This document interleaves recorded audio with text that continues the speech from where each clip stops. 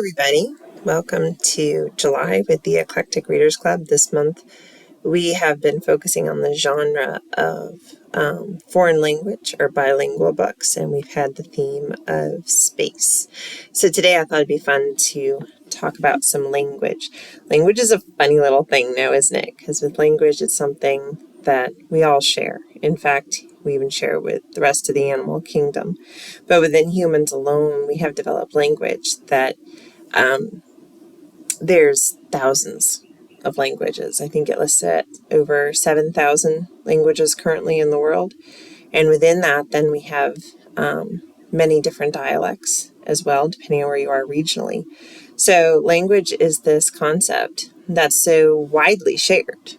And yet at the same time, say we take a trip and we land in an area where everything is Korean, or it's Norwegian, or it's Portuguese, or whatever language you want out of our 7,000+.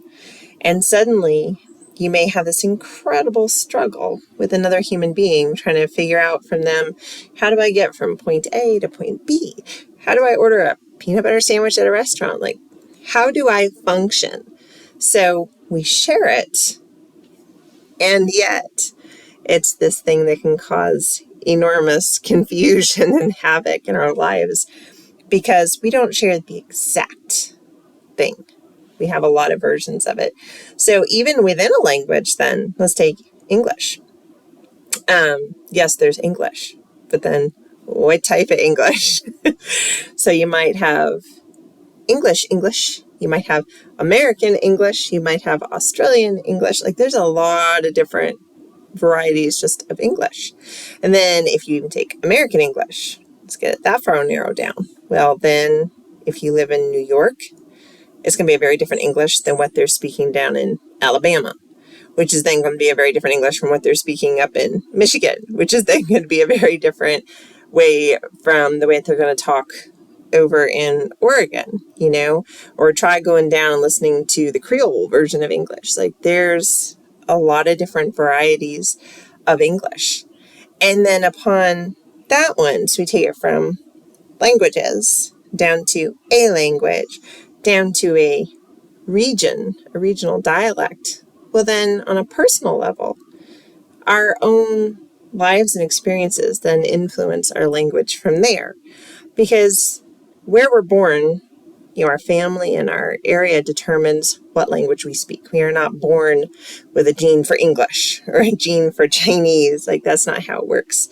So our lives also influence our language. So how do we know our language? We memorize it.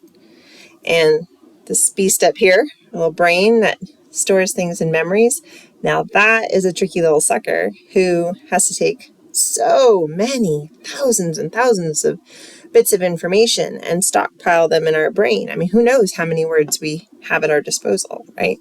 Within our language, there's tons and tons of words, and then there might be certain idioms within certain regions. I mean, we have so much going on up here in our memory with language.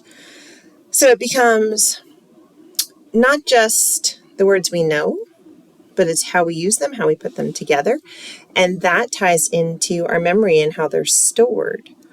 So depending on our life experiences, we're going to take a word and we're going to put it here or here or here. So different people, different words are conjured up at different times and different moments.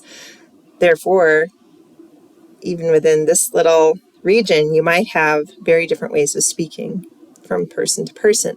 So with that thought, we'll play a little game here, because if you have a very specific word that we've all kind of come at from the same angle, there's a good chance it's going to be stored in a very similar kind of place.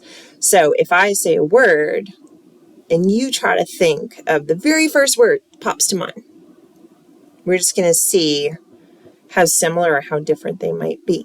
So first we're going to go with one that's probably stored in a very similar kind of place. So if I were to say the word fossil, what is the first word that pops into your mind? I'll give you a second here to think about it. So with fossil, for me, the first word that's going to come to mind is dinosaur. And there's a good chance that that's the same word that popped into your head if you're thinking about fossils. Because by and large, fossil's not a word we talk about every day.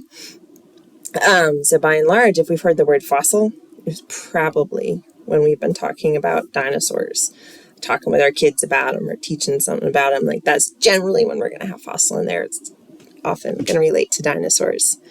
So let's go now to a slightly harder word. So how about if I say the word crater? So if crater is up there, what is the first word that you're going to attach to that? Give you a second again to think. So for me, if I think crater, I mean, after all, this is our outer space theme here, right? Surprisingly, though, I don't go there. My first thought if I say crater is lake. I happen to love the Pacific Northwest. I grew up out in that region. I think Crater Lake. Whereas I am not, honestly, that much of a space fan. So some people might be thinking asteroid or volcano or the moon or who knows. I'm not really into geology, space, that kind of stuff, much as I love science. So my first thought is Crater Lake. Where did you wind up in there? Was it something like one of the other words I mentioned? Is it hole? Is it moon? Is it asteroid? Where did you fall on that one? And then our third word that we're going to try is a far more complicated one. And where we might store that in our mind, there's no telling. So I'm not even going to venture any guesses as to what you might come up with. But our third word is smile. So with smile in mind, what is the first thought that pops in your head? So for me, and honestly, I don't know why, but when I thought of the word smile and I rolled it around, the first thing that popped up was sunset, which, I mean, yeah, sunsets are beautiful. And I'm sure a lot of us smile over a really pretty sunset. Honestly, in our yard, we see almost no sunsets. Our trees kind of block that part of the sky. So it surprised me when that was the first thing that popped into my mind. But with smile, oh my gosh, there's so many ways to take that. And depending on your experiences, which I suppose is where my answer comes from, but depending on your experiences, you're probably going to have a very different word pop in your head. Some of you might have sunset, but smile can go a lot of ways.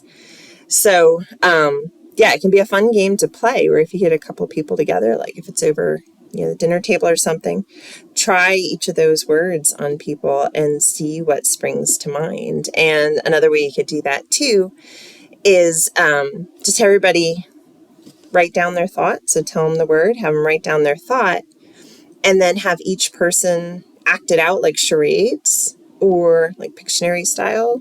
Try to draw it out for people to guess and see if y'all can guess what each other's word is. Because, of course, another kind of language that we share, although it can be a little different region to region, is body language, like you would use in charades. Because if we're in a foreign country where we cannot speak the language, what are we generally going to rely on? Acting it out, right?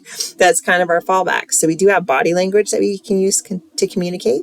And also, like we have hieroglyphs and other pictographic languages in the past. So we use art to communicate too. So that's a couple different ways of exploring language. Is you can try that out and see if you can communicate your thoughts without actually saying a word. So there's a couple fun ways to kind of look at language, and I hope y'all enjoyed the theme this month. We are going to have our meeting tomorrow, and we're going to see what we're coming up with our theme for month 8. Hope y'all are having a wonderful summer, if that's where you're doing this month in.